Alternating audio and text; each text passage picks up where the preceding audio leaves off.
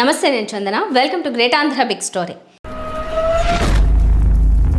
Telugu Desam party పొత్తు ప్రయాణంలో బోల్డ్ అనే ట్విస్టులు ఉండబోతున్నాయని స్పష్టమవుతోంది.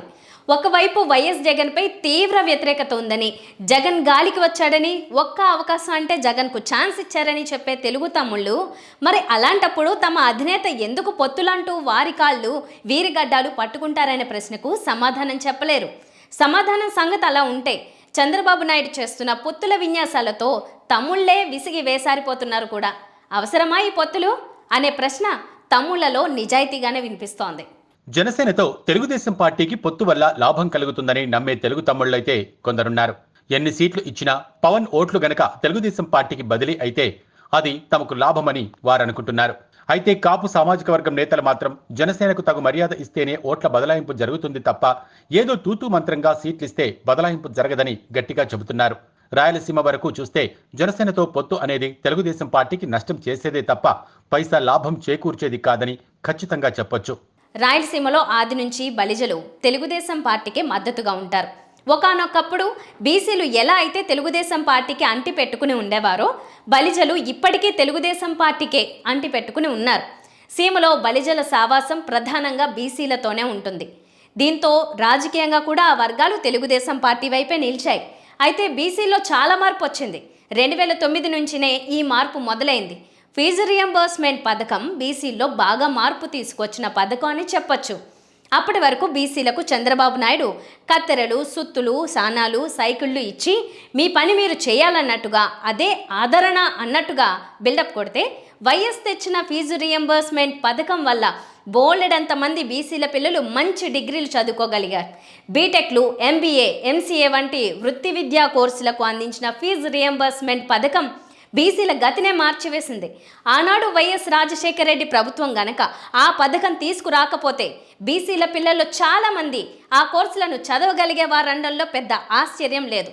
ఆ ప్రభావం 2009 ఎన్నికల మీదే పడింది. అప్పటి వరకు తాము హార్డ్ కోర్ తెలుగు తమ్ముళ్లమని చెప్పుకున్న వాళ్ళంతా ఆ తెరలు తీసుకుని బయటకు వచ్చారు. క్రమంగా ఆ శాతం మరింత పెరిగింది. రాజకీయంగా వైఎస్ జగన్ ఎంపిక చేసిన అభ్యర్థిత్వాలు కూడా కథలో మరింత మార్పు తీసుకొచ్చాయి. అలా బీసీలు విజయవంతంగా తెలుగుదేశం పార్టీకి దూరమైన బలిజల్లో మాత్రం ఇంకా మెజారిటీ మంది జై తెలుగుదేశం అనే అంటారు సీమలో. వారికి పవన్ కళ్యాణ్ పై కూడా అభిమానమైతే ఉంది. ఆల్రెడీ తెలుగుదేశం పార్టీకే పడే ఓటు ఇప్పుడు పవన్ వల్ల అదనంగా అయితే మారదు.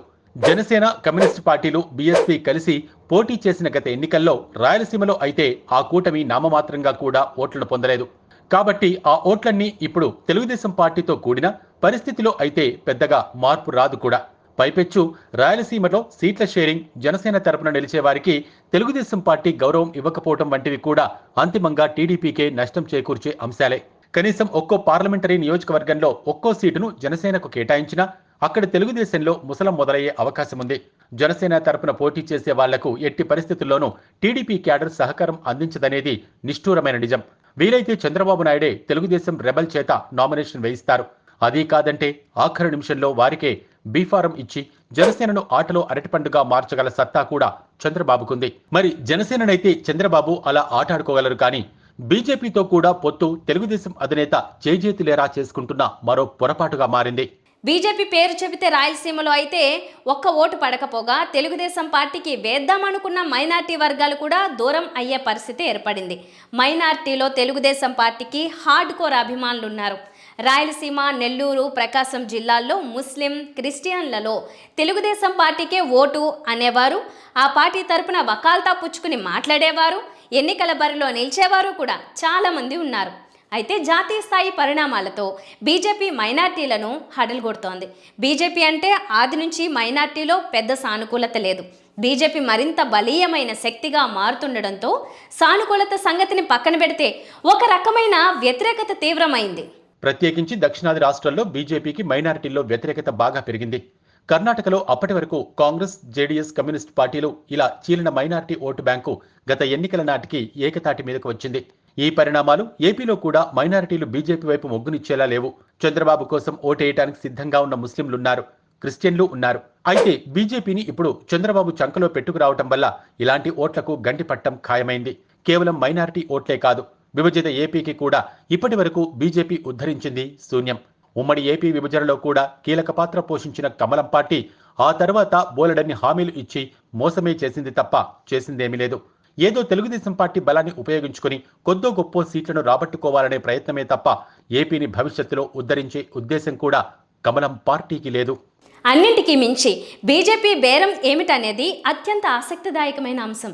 కమలం పార్టీ బేరం భారీ స్థాయిలో ఉంటే వీలైనన్ని ఎంపీ నియోజకవర్గాలను, ఎమ్మెల్యే నియోజకవర్గాలను కావాలని ఆ పార్టీ పట్టుబడితే ఆ కోటాలో తెలుగుదేశం పార్టీ నష్టపోవడం ఖాయం. అటు రాజకీయంగా ఉనికిని కోల్పోవడంతో పాటు బీజేపీ ఆ సీట్లలో తన శక్తి యుక్తులతో గెలవలేని పరిస్థితే ఏర్పడుతుంది.